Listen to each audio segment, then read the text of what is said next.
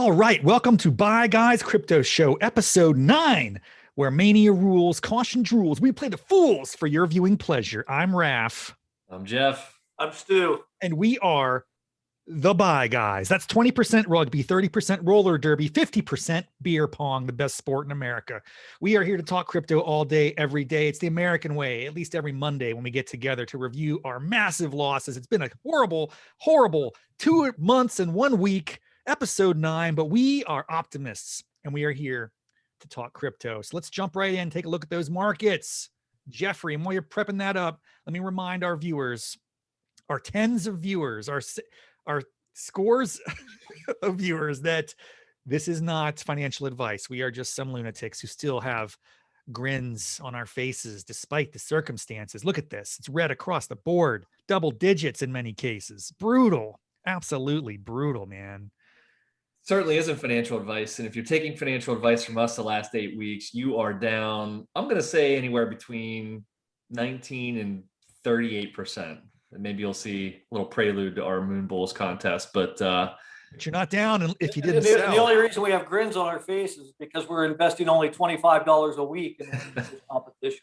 It could be a lot worse. You're only down if you sell, right? That's correct. And Nope. We're diamond hands all the way. We're not selling, we're hodling. So this is a great opportunity for the buy guys. I'm picking up all this. You get ETH under 1,800, get in on it. You get, of course, I said that about under 2,000 a couple times. I said under 2,500 sometimes. I just, I don't know. We'll see. What else is looking pretty good here, guys? Ooh, Cardano's almost dipping down to $1. If it hits what's your buy? Do you have like a, in your fantasy brain? Whoa, 15% down.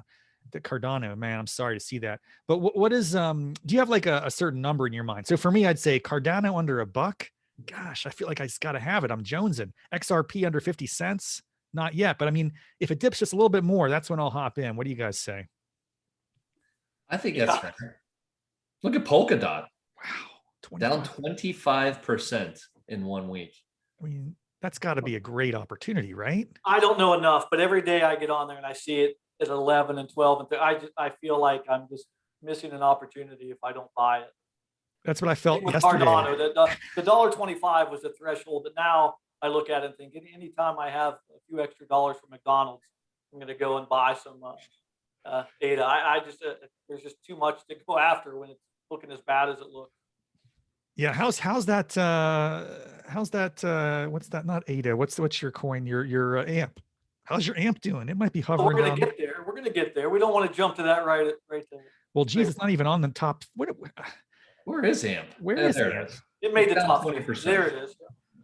Ooh, down and hovering around 4 cents. That's great. I got in around 7. That was a good pickup a couple weeks ago. Thanks, Stu. Now look at Dash. This is scroll down just a little bit. Down, man. I don't even know what Dash is, but right there. What's going on with that? Look at that. I don't know anything about it. I know nothing about it, but it's up 20%. But look at that jump today. Like some person, I don't know. Yeah, it might just got listed somewhere. Like let's see what's up. Well, Dash is, there you go. Dash is the #1 winner of the week. Wow. Up 9%. That just reeks of manipulation. Look at that chart to the right. The last 7 days, you can't tell me there's like some whale in there jacking that up for that short-term gain. Who knows? But we're the buy guys. We're optimists. We're going to keep Stablecoins looking good. Oh yeah. Very good. So let's look at the overall market here. It's kind of what we do every week, right? See where we're at. And this is what kind of gives me hope, right? We're at 1.25 trillion market cap. And we've seen a decline from the beginning of the week from 1.35 trillion to 1.25 trillion. So I don't know, what is that? Is that $100 billion? Is that right? I think that's right. Yeah. I hope I did that math right. So we've lost $100 billion just in 1 week. But if you zoom out, we've been at 2.5 in the last 3 months. So we know the retail consumer-led market can get it to 2.5. I have to start thinking when institutional money starts flooding in, does it go to 5? Does it go to 7? I mean, we're talking about stable coins. We're talking about digital CBDCs. I mean, things are, as we'll get to, I don't want to steal your thunder in transition, Raff, but what gives me hope here is that every news station you dial into, you see something about cryptocurrency. And right now it's all about fear and loss and, you know, uncertainty and regulation uncertainty and others, you know, countries getting involved in the space and trying to figure it out. And is it going to work? Is it not going to work? But at the end of the day, the conversations are taking place, right? And this market will find a way to grow. So that's what gives me hope. Right now, it's fear and uncertainty out the wazoo, but when that institutional money and certainty starts to happen, I think, you know, we're going to be in a good spot. What do you guys think? Well, you know, Raff's a politician, and he would tell you, at least I think, that any publicity is good publicity if you spin it right. So, you know, the fact is, to your point, Jeff, that the conversations are happening, whether there's a positive or a negative spin on said conversations. To your point, they're happening, and that just means, again, that things are progressing, and they'll continue to progress. Just focus on the big picture. Crypto's like Thanos, baby. It is inevitable. All right, let's move to the news you can use. What you got for us this week, Jeffrey? I got to hit the slide first. We got to get better at this, by the way. I got to go back to the slide. No, not we. Fair enough. So news you can use. So hopefully we bring a little bit of wisdom, because it's all we can offer week to week. And the story this week, actually two of them, talking about adoption. So the first one, we've got the Olympics, I think, opening ceremonies. I'm pretty fired up about that this coming Friday. Are you a fan of the Olympics? Yeah, I am. I mean, I dial in at night for the primetime stuff, but I know there's people that, you know, watch it 24/7, 3 a.m. to watch fencing. Stu, are you into this stuff? Yeah, I mean, like the synchronized swimming, I rarely miss an opportunity to see the pool event. I've kind of lost my fascination over the years, I must confess. I peaked at the Olympics with Mary Lou Retton, and then I kind of like it all went downhill from there.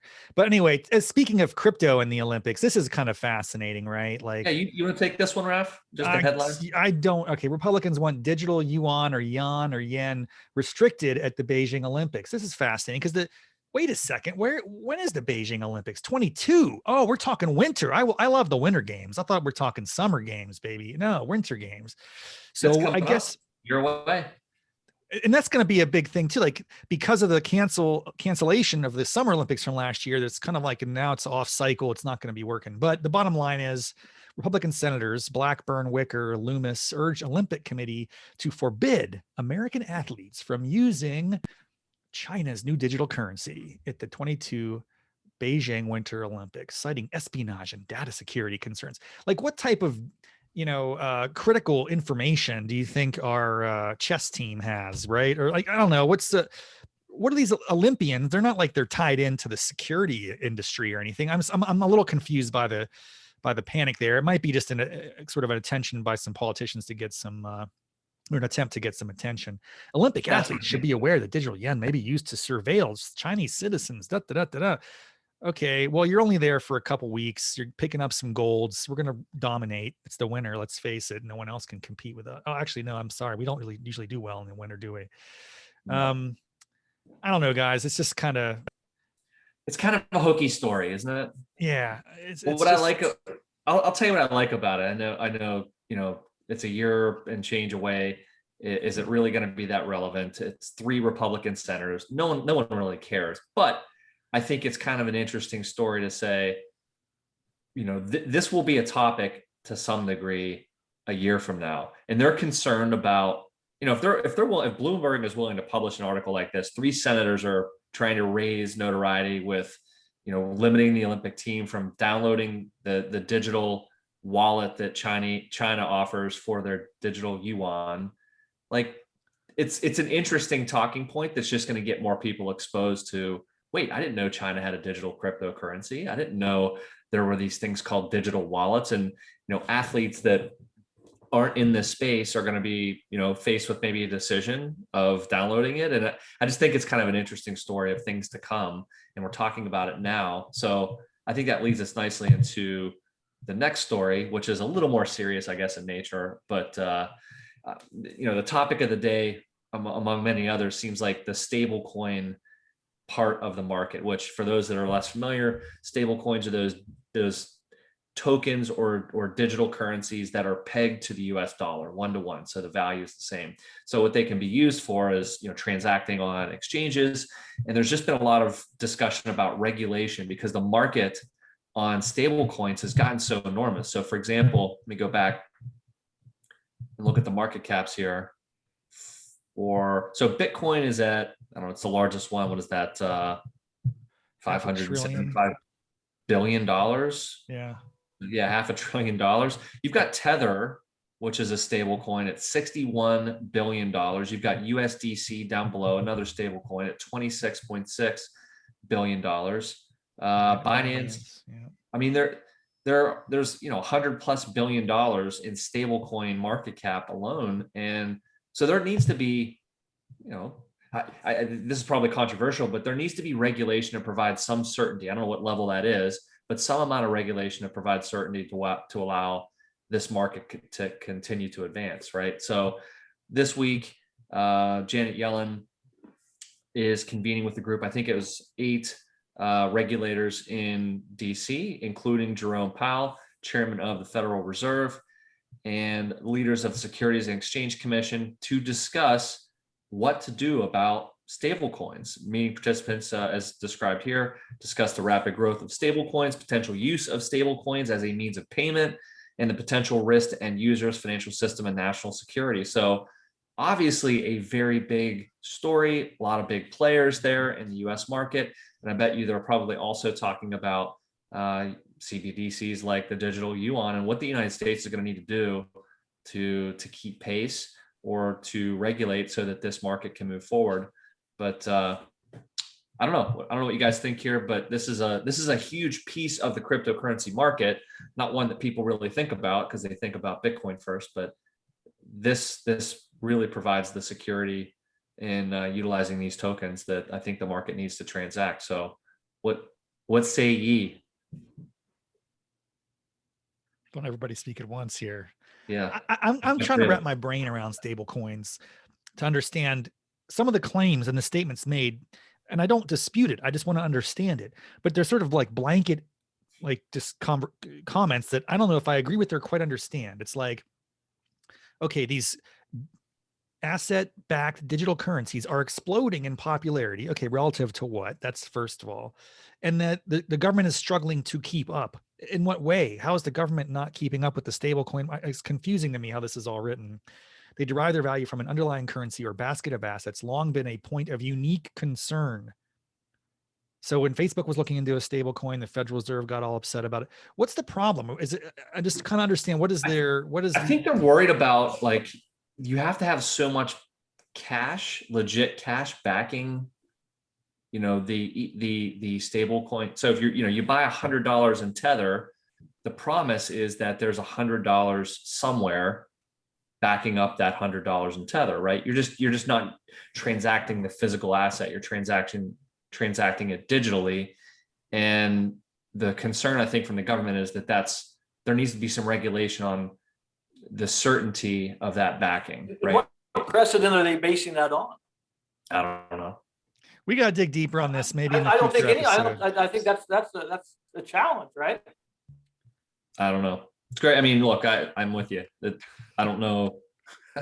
What would a regulatory framework be? Like, we underscored the need to act quickly to ensure that it's appropriately regulated. What would a regulatory framework look like for this? What does it look like? I was just going to say, what does it look like? Does it look like? Would it be like one of these companies has to have some amount of its assets guaranteed, backed in cash, the way that we have like banks that have a certain amount of reserve currency on hand or something like that?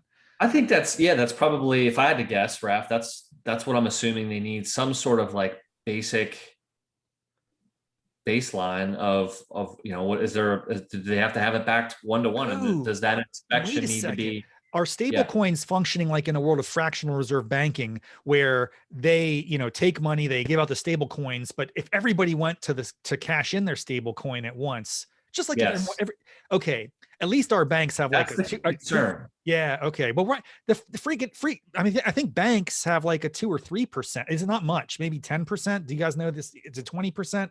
There's some amount of like assets on hand that banks have to be able to produce and, to in the event of a run. But do you guys know what that is for banks, Stu? Do you happen to know this? Am I crazy? No, I'd be telling an untruth. All right. Well, anyway, we'll look into this. We're going to talk about it in the future. Bottom line, both of these stories are great for the future of crypto. The markets are down, but over the long haul, it's inevitable. So let's just get with the show. We're going to move on to everybody's favorite part. This week is going to be incredibly revealing. We are in week 9. Look at this. Look at the back of my hair there. I haven't had a haircut in 9 weeks. And man, the running of the moon bulls. How are we doing? Maybe next time the market goes up, I'll get my haircut. All right. You can remind the audience, Raff, what an idiotic venture this was for us to begin. But yeah, we started literally like the peak of Bitcoin. We all agreed we're going to dump in $50 to a coin of choice and $25 every week thereafter. And after 10 weeks, we are going to see who is coming out on top. And the winner would have some funds donated to the charity of his choice, to be determined. I was in the lead for the first 3 weeks by a pretty handy margin, and then things just plummeted and they've never really returned. We're all down, but to some degree. It's going to be very revealing for me because I'm just really, really confused right now. Oh my gosh. Oh my goodness. Decimation. But Noah, you are catching up. Well, still like it's going to be tough. Now we have 1 week left, fellas. 1 week left. Stu is in pole position. Stu is in pole position as always. What we called him in college, pole position Stu. 29% down. That's not bad compared to 39 and 44. Yeah. And you're Stu, close to the 50% prediction I made a few weeks ago. So I'm rooting for you. So what are you going to I kind of have a guess where you're going to throw it, but what's your coin of the week? Well, I don't think it really matters where I throw it. I do believe that there's a sense of me that says I should kind of wrap it the way I started and go XRP and get about 45 tokens there. Or do I say, you know what, let's just end with a bang, not a whimper. And I feel like AMP's going to do something here in the next week. It'll get to 5.5 before the show wraps up, and I could probably grab another 500. Some change tokens there. So I don't know. I mean, I think if you're asking me to commit right now, my heart says, let's just drive a nail in it, pick up some more AMP. But then the loyalty piece, I made my bones with XRP. I shared that week 1. So you know what? I'm just going to do it. I'm going to go 45 with XRP. That's how I'm going to win this little competition, this little dog and pony show of ours. I'm going to win it on the back of my last piece of XRP. That's what I'm going with. Okay. Good luck. You could have been a lot quicker with that. So let's just say, yeah, he's getting the XRP. Noah, what's up with you?